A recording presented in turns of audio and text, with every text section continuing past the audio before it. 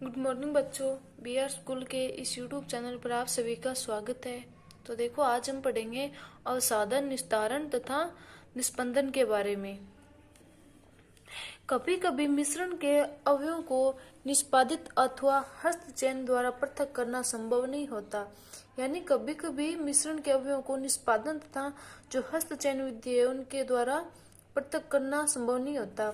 उदाहरण के लिए जैसे चावल तथा दाल के में धूल, मिट्टी जैसे हल्के कण हो सकते हैं। चावल तथा दालों को पकाने से पहले इस प्रकार के अशुद्धियों को कैसे दूर किया जाता है? देखो, प्राय पकाने से पहले चावल या फिर दालों को जल से धोया जाता है। जब आप चावल या फिर दाल में से जब जल डालते हैं तब उन पर चिपकी हुई अशुद्धियां जैसे धूल के कण पृथक हो जाते हैं। ये अशुद्धियां जल में चली जाती हैं और ये जो अशुद्धियां वो जल के अंदर चली जाती हैं। अब सोचिए, बर्तन की तली में कौन डूबते हैं, चावल या फिर दाल? क्यों?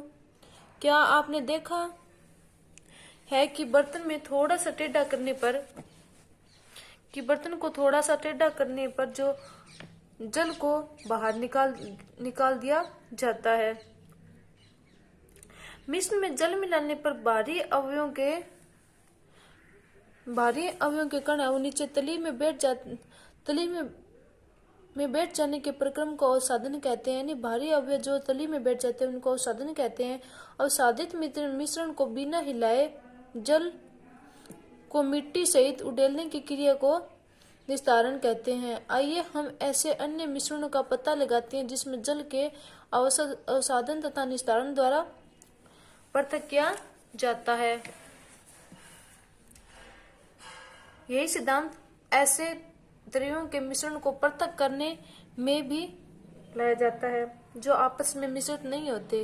उदाहरण के लिए जैसे देखो, तेल तथा जल को उनके मिश्रण से इसी विधि के द्वारा अलग किया जाता है।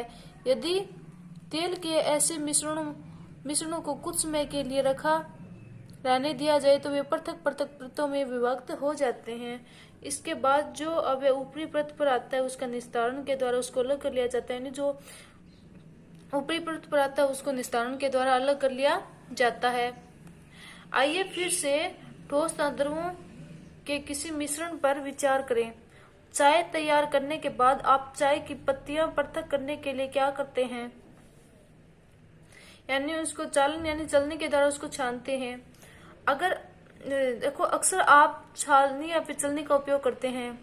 आइए निस्तारण विधि का उपयोग करके देखें। इसके द्वारा कुछ सहायता मिलती है, परंतु क्या आपको चाय में कुछ पत्तियां अब भी मिलती हैं? अब चाय को एक छलनी में डाल दीजिए। क्या चाय की सारी पत्तियां छलनी में रह जाती हैं? इस प्रक्रिया को निस्पंदन या फिर फिल्टर करना कहते हैं। यानी जो चाय की पत्तियां जो एक तरफ रह जाती हैं उनको, यानी इस प्रक्रिया को निस्पंदन करना या फिर फिल्टर करना कहते हैं। अब सोचिए, तैयार चाय से चाय की पत्तियां पृथक करने में निस्तारण तथा निस्पंदन में से कौन सी विधि अच्छी लगती है? आइए हम ऐसे अपने प्रयोग में आने वाले जल के उदाहरण पर विचार करते हैं। क्या हम सभी को हर समय पीने के लिए सुरक्षित है? क्या हम सभी को हर समय पीने के लिए सुरक्षित जल मिलता है? कभी कभी नालों से गंदला जल प्राप्त होता है, जबकि कभी तालाबों तथा नदियों से एकत्रित किया हुआ जल भी पंकित हो सकता है, विशेषकर बरसात के बाद। यानी बरसात के बाद जो है वो कभी कभी जो नालों से वो गंदा जल प्राप्त होता है, जबकि कभी कभी तालाबों तथा नदियों से जल को एकत्रित किया जाता है जो कि पंकिल जल होता है। यानी उनके अंदर अशुद्धियां मिली हुई होती है। आइए हम यह देखें कि क्या हम पृथक्करण की कुछ विधियों के द्वारा जल से मिट्टी जैसी अविलेय अशुद्धियों को दूर कर सकते हैं। यानी हम इन अशुद्धियों को भी दूर कर सकते हैं कि हमें ये देखना है। तो देखो, आपको नीचे दिखा रखा है क्रियाकलाप 5। तालाब या फिर नदी का पंकित जल लीजिए। यदि यह न मिल सके तो एक गिलास जल में थोड़ी मिट्टी मिला लें। इसे आधे घंटे के लिए छोड़ दें। जल का सावधानी पूर्वक परीक्षण कीजिए तथा अपने परीक्षणों को लिखिए। क्या गिलास के तली में कुछ मिट्टी बैठ गई है? ऐसा क्यों हुआ? इस प्रक्रम में आप क्या कहेंगे? यानी जब जल के अंदर मिट्टी हो तो वो भी मिट्टी है वो नीचे बैठ जाती है। जब जल को बिना हिलाए गिलास को थोड़ा तिरछा कीजिए और इस गिलास के ऊपर के जल को दूसरे गिलास में उडेलिए। क्या इस प्रक्रम को क्या कहेंगे? क्या दूसरे गिलास का जल अब भी पंकिल अथवा भूरे रंग का है? अब इसका निस्पंदन कीजिए। क्या चाय वाली छलनी ने यह कार्य किया? आइए कपड़े की सहायता से जल को निस्पंदन करने का प्रयास करते हैं। कपड़े के टुकड़े में बुने हुए धागों के बीच में छोटे छोटे छिद्र तथा रंध्र होते हैं।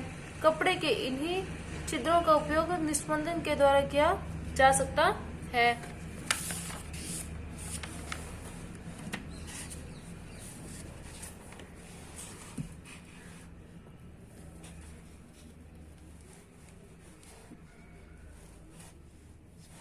यदि अब भी जल गंदला है तो अशुद्धियों को फिल्टर पत्र द्वारा निष्पादित कर सकते हैं, जिसमें और भी छोटे रंध्र हो सकते हैं।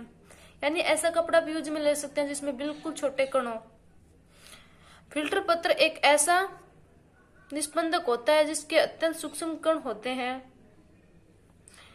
में फिल्टर पत्र के उपयोग से संबंधित विभिन्न चरण दर्शाए गए हैं। फिल्टर पत्र को शंकु के रूप में मोड़कर कीप में लगा दिया जाता है। इसके पश्चात मिश्रण को फिल्टर के ऊपर से उडेलते हैं और मिश्रण के ठोस कण उसके छिद्रों के से नहीं गुजर सकते तथा फिल्टर पत्र पर ही रह जाते हैं। यानी देखो जो नीचे दिखा रखा है, ऊपर से यदि जल को डाला जाता है तो जो छोटे छोटे कण वो ऊपर ही रह जाते हैं, जबकि शुद्ध जल है वो नीचे चला जाता है। तो देखो इस प्रकार से जल को हम शुद्ध कर सकते हैं।